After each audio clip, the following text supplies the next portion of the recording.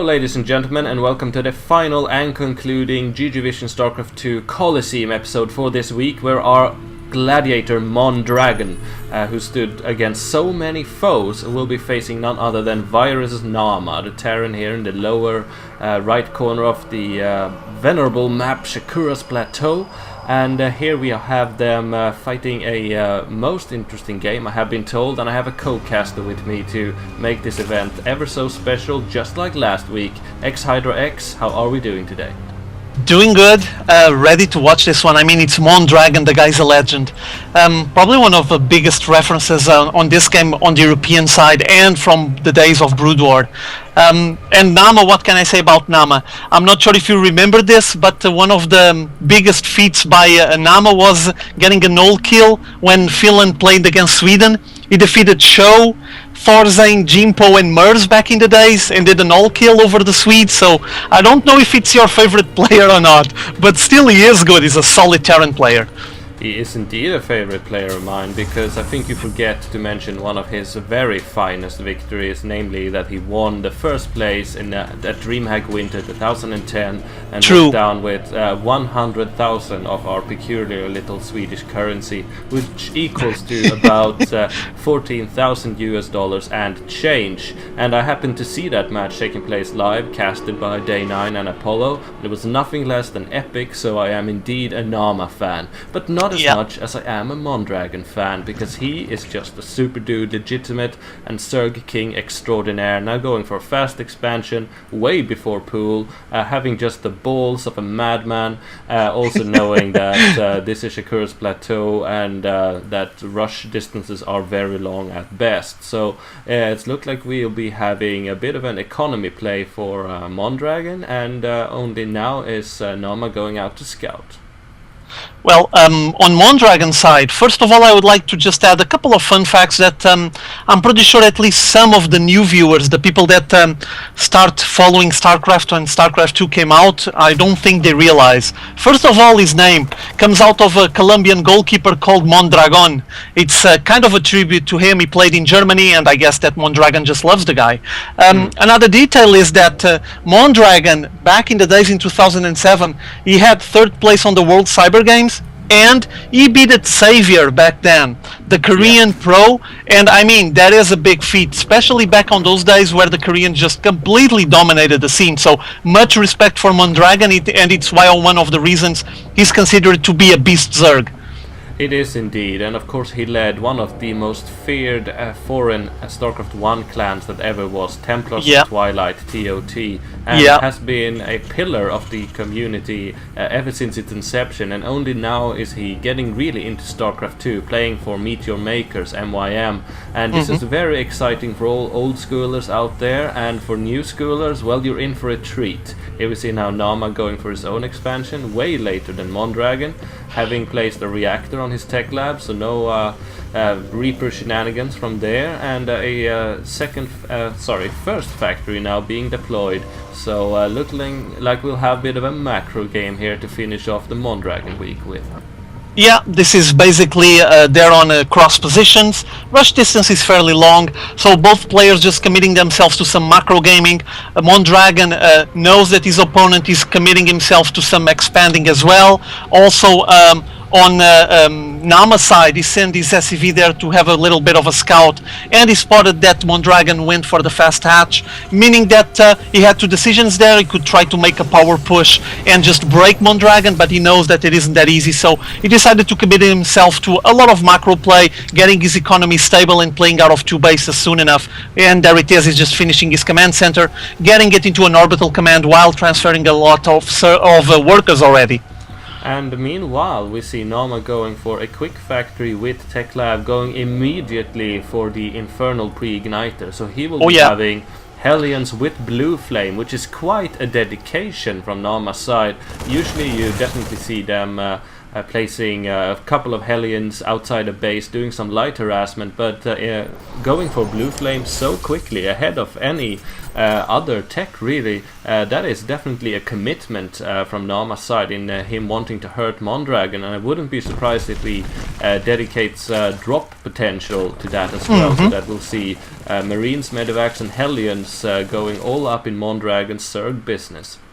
Yeah, well, he's finishing his starport at the moment, and obviously that blue flame, the Infernal Preigniter, is a sign that he's going to commit himself to a lot of Hellion play, at least I'm assuming so, and seeing that the starport is almost finished, I'm pretty sure he's going to get some Medivacs and try some drop play, which is awesome. Obviously, you need to keep poking at the Zerg player. If you just let the Zerg player macro and do whatever he wants with no pressure whatsoever, you're going to find yourself on a really complicated situation on the mid-late game. Indeed, and he's fortifying his front in order to be safe while he does this drop play. Interestingly, he chooses to keep the reactor on his barracks and goes for only one medevac at a time, which will of course delay him being capable of dropping several units unless he wants to be sneaky and try to airlift them one by one. So these are all very interesting decisions made by players at the very highest level. Where do I dedicate the most resources? He clearly wants more Marines than he wants Medivacs, but that would imply that he would maybe want to face him straight in the front so that he can actually utilize all of his units at once. And now Mondragon knows of it. He knows of the blue flames as well. Roasting Zerglings, so Mondragon is aware. How will he react? Well, he has Naama's units right on the front of his door, knocking on his door, trying to get ready to climb up that ramp that gives access to the Natural Expo. And he does have plenty of defenses here, 2 static defenses, 2 spine crawlers, plenty of queens as well. But army-wise, there's not much else to face those Infernal Preigniters. I mean, as you know, Hellions just roast Zerglings and mineral lines as well, the drones. So, besides those queens and the spine crawlers, only if he has some nice positioning for those banelings, he might be in trouble here. He needs some kind of defenses. Roaches usually are a good solution, but doesn't seem like Mondragon is heading that way at the moment. No, indeed, it seems like he's very dedicated to banelings, being over halfway done with baneling speed, but also the positioning of his crawlers in conjunction with his evolution chamber and bulky queen will enable him to create quite a nice funnel. So Naama will not easily be able to do that, but now he is indeed airlifting forces with 2 medevacs up in Mondragon's base, and I do not believe Mondragon is aware. Roast, massive barbecue. We roasted several drones there. Now with Mondragon pulling all of them back and sending the banelings and zerglings in, trying to finish off this harass, and with Naama just instantly microing these units, picking up most of the units into those 2 medevacs, but there's still plenty of Marines and Hellions left, and he cannot be allowed to reach that mineral line. Massive blast there, huge blast with those banelings just melting away all of that flesh from the Marines. Indeed it is. Mondragon is successfully defending this aggression with banelings, even though that is costly. He definitely managed to prevent a lot of hurt, even though he's having lost 15 workers so far.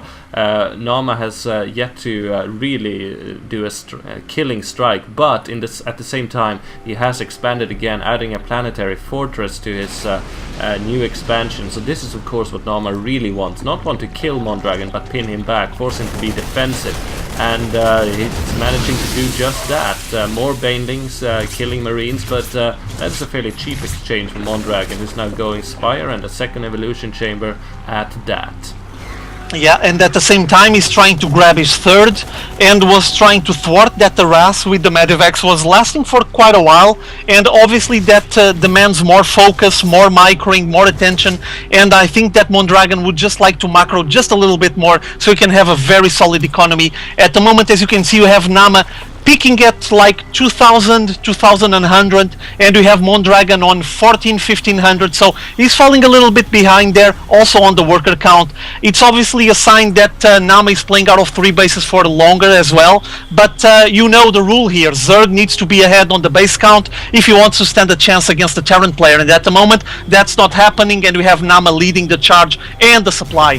Indeed he does, adding both factories and a whole bunch of barracks to his already impressive array of production facilities, and we see another medevac with 7 Marines going into the lower left starting position, and that's heading right for Mondragon's fresh expansion, only guarded by a Queen, and of course Banelings are nearby, but Naama is definitely keeping the pressure up and multitasking. What a beautiful burrow from Mondragon there, saving that Queen, and we see beautiful micro and multitasking from both players here, but Naama manages to definitely control the momentum of this game. Yeah, now and constructing a turret in the middle. And notice that Naama has complete map control at the moment. He's Absolutely. basically squeezing Mondragon back into his bases. He was able to grab this third. Mondragon actually playing out of 3 bases now. Still doesn't have much of a mineral line, but doesn't seem like Naama is going to give him anything else besides these 3 bases. He's establishing like a forward position in the middle of the map, and I mean, even getting bunkers and missile turrets here in the middle. This is kind of an offense to Mondragon, and Mondragon needs to do something about this. It seems like Naama is a follower of QXceed's creed that says that if you're not attacking as Terran, you are losing. And with the other Terran players, like perhaps Empire Cass and many others, they have a different idea, but Naama definitely showcasing the power of an aggressive Terran. Now we see Mondragon taking a 4th base here in the 2nd natural to the lower left, if that makes any sense, but it seems like Naama will cancel that. And meanwhile he's got a bit of an expansion attempt going on for himself up in the upper right. And again Naama being so effective with his surgical drops. Now Mondragon again trying to establish this base, having buried 3 Banelings ahead of it. Let's see if they clash. Well, for now we see Mondragon struggling. He wants to expand. He knows he needs to expand because at the moment his mineral line on the main base is getting close to exhausted. But at the same time he has a huge aggression, a lot of pressure onto him, and we see Naama just slowly advancing towards the creep and try to finish off those creep tumors so he can recede any kind of creep attempt advancement by Mondragon. And at the same time he grabs his 4th on the top north. And at the same time, Mondragon grabs his, which is his 4th or 5th, depending on if you're being mathematical or actual, in the lower left. But here we see a bit of a clash, though Mondragon withdraws. He's got Mutalisks, Banelings and Zerglings now, but it seems like he's got no answer to this completely Marine Siege Tank Medivac based force of Naama, who's successfully preventing him from expanding here in this position here in the lower left. And there we see Banelings going off, deploying some pain there. Now Mutalisks down here at the lower smiley face expansion, seems like they will be able to put on some hurt onto Naama's base, and that's exactly what Mondragon needs to do to get back. But look at all those turrets. Naama is 1 step ahead, and now pushing forwards like the steady meat grinder that is the Terran war machine, laying siege to Mondragon's spine crawlers. Yeah, well, he tried to transition into some mutaplay, but I mean, based on the forces of Naama, this is going to be really risky. He needs a big Mutalisk wing to even try to start dealing some serious damage to this group from Naama, this Naama's army. And we see now Naama climbing that ramp and starting to apply the pressure on the natural expo for Mondragon. And Mondragon doesn't have much to defend here. He's making a big Mutalisk wing, try to answer back. Basically a counter, but at the moment I just see him dwindling down. What do you think, Sebastian? I think that Mondragon, our Gladiator of the Week, who's won all his battles so far, is at the brink of losing, but he's not out of it yet. 17 Banelings, 29 Mutalisks, and 43 very squishy Zerglings. They can make something happen here. It's all about positioning. These tanks are pretty much exposed. If he can get into a good flank there, he will be able to take out the heavy mech, heavy metal that is Naama's war machine, but he's got Thors in his base. They will be able to potentially kill the Mutalisks, but it seems like Mondragon just faces that stomp with an even bigger hammer. He is in Naama's base, destroying turrets, destroying everything. We have a bit of a base trade going on, but since there's so many bases to trade, I don't know who will be ahead at the end of it.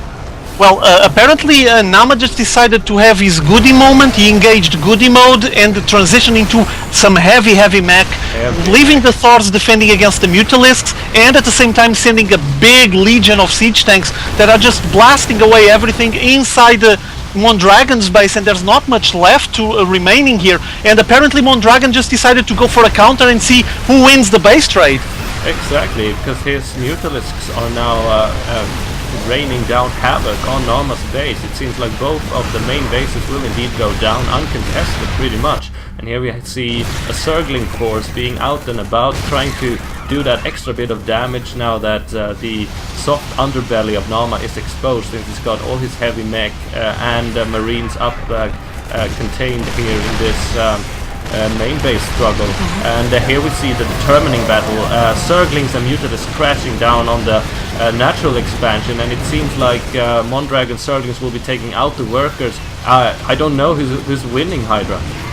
Well, at the moment they're just trying to race, but from what I can see, I see Naama with a bit more, at least buildings to destroy, if this basically is a base trade. Naama still has 3 clean bases, while Mondragon only has 2, and we just have the siege tanks from Naama raising down all of those bases and now heading for the 3rd from Mondragon.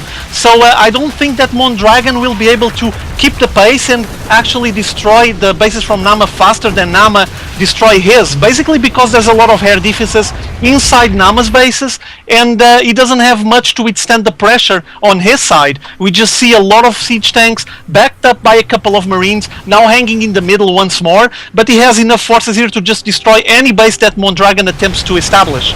Indeed, and not only is he defending it capably, he's also establishing new production facilities, and that's what Mondragon is not doing at the same rate. And now we see the attacking force and once again positioning themselves in the middle. It does seem like Naama, using the Terran offensive and defensive capabilities to the utmost effect, will be able to take this game. But Mondragon, he's still got a force, even if it's dwindling. Can he poke a hole somewhere? Well, I do see that Naama is just pulling back slowly. I think he's going to try to just finish off the forces from Mondragon, because basically, notice the difference on the supply. I mean, only a miracle would help Mondragon get back into this, huh? True miracle indeed, and there we see that Mondragon did not decide to wait for that miracle. A GG has occurred, and Mondragon, who's been a glorious gladiator of the week here in the GGvision Starcraft2 Colosseum, has conceded. He won all his battle except this one, but man, was it a glorious conclusion to an epic story of Starcraft 2. Yeah, was quite interesting to see Naama going for this heavy mech play, and it paid off. It worked perfectly. He was able to contain the aggression from the Mutalisks with some Thors, and at the same time he had a huge metal army advancing into Mondragon's bases, and well, it worked.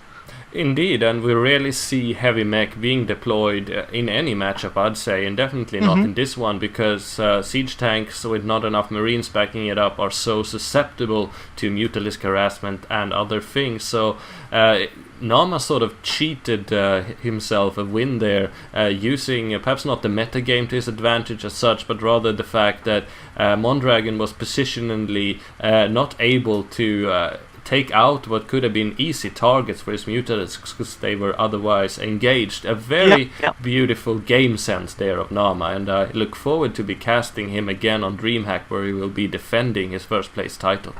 Yeah, well done by Naama. Congrats to him. And Mondragon, well, better luck next time. He's a beast anyway. He just needs to practice a bit more, and let's see what happens on the next time he faces Naama. Indeed, and on that high note, I say thank you to you, Hydra, and thank you for Mondragon for being our Gladiator of the Week. Stay tuned for more StarCraft 2 action on Monday. GG all. GG. Adjutant online.